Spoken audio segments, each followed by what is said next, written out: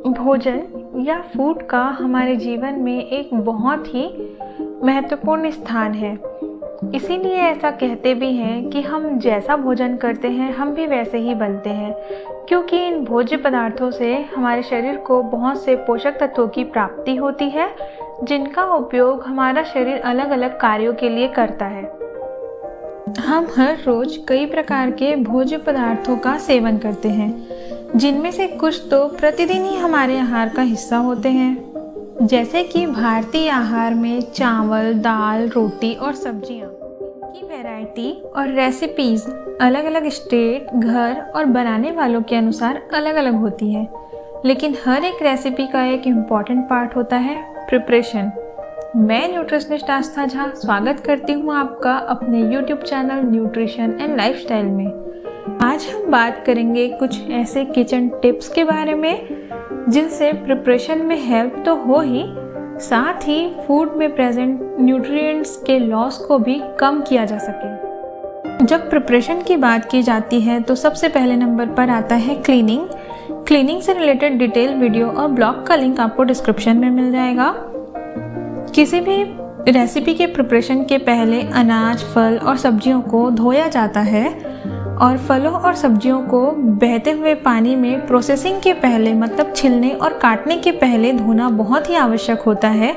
इसके दो कारण हैं। पहला तो यह कि जब हम फलों और सब्जियों को बिना धोए कट करते हैं तो चाकू के साथ जो फलों और सब्जियों में आउटर लेयर पे यदि किसी भी प्रकार की गंदगी उपस्थित है तो वह चाकू की मदद से आसानी से अंदर तक पहुंच सकती है। दूसरा कारण यह कि फलों और सब्जियों की आउटर लेयर जो होती है वह इस तरह से डिज़ाइन रहती है कि वह उनके पोषक तत्वों की हानि को कम। लेकिन जब कभी भी हम प्रोसेसिंग के पहले फलों और सब्जियों को धोते नहीं हैं और प्रोसेसिंग के बाद उसे धोते हैं, तब वह सुरक्षात्मक आवरण अब उस प्रकार से कार्य नहीं कर पाती है, क्योंकि अब फलों और सब्जियों के जो नाजुक हिस्से होते हैं वो पानी के साथ एक्सपोज हो जाते हैं, जिसके कारण जल में घुलनशील जो पोषक तत्व होते हैं वह जल के साथ बहकर बाहर निकलने लगते हैं और इस तरह से फलों और सब्जियों की अच्छी तरह से ना तो सफाई हो पाती है, साथ ही एक नुकसान होता है, पोषक तत्वों की हानि भी हो जाती है। इसलिए ऐसा करने से हमें बचना चाहिए और इसीलिए बाजार में उपस्थित पहले से ही कटी हुई या बनी हुई सब्जी के सिलेक्शन से भी हमें बचना चाहिए। एक हेल्दी कुकिंग प्रिपरेशन में कुकिंग में यूज़ होने वाले इंग्रेडिएंट्स का चॉइस बहुत ही महत्वपूर्ण होता है। हमेशा प्रोसेस्ड फूड के बदले ताज़े और होल इंग्रेडिएंट्स का इस्तेमाल करें, जैसे कि whole grain, whole wheat flour, क्योंकि प्रोसेसिंग के दौरान बहुत से पोषक तत्व नष्ट हो जाते हैं। चाहे फल का जूस निकालें या टमाटर से सॉस बनाएं या फिर आटे को प्रोसेस करें, इन सभी प्रक्रियाओं से उनके रेशे अर्थात फाइबर और आउटर लेयर में उपस्थित बहुत से सूक्ष्म पोषक तत्व जैसे कि विटामिन्स और मिनरल्स का लॉस हो जाता है। इसलिए हमेशा ही होल इंग्रेडिएंट्स का चॉइस करना ही बेटर ऑप्शन होता है। फूड इंग्रेडिएंट्स में वैरायटी भी भरपूर रखनी चाहिए।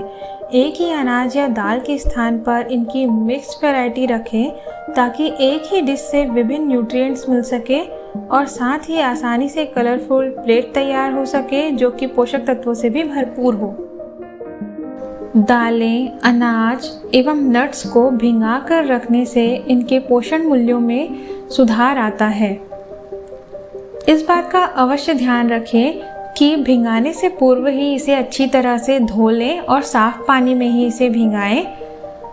इतने ही पानी को लें जितना कि आवश्यक हो, मतलब कि जितना कि वे आसानी से सोख सके और कम से कम पानी लास्ट में बचे हुए जल का उपयोग किसी अन्य प्रिपरेशन में कर सकते हैं, क्योंकि यह पोषक तत्वों से भरपूर होता है।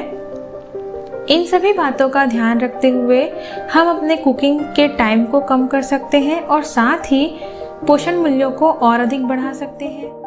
इस तरह के और वीडियोस के लिए चैनल को सब्सक्राइब करना ना भूलें और नोटिफिकेशन भी ऑन कर लीजिएगा। कैसा लगा आपको यह वीडियो कमेंट करके ज़रूर बताइएगा।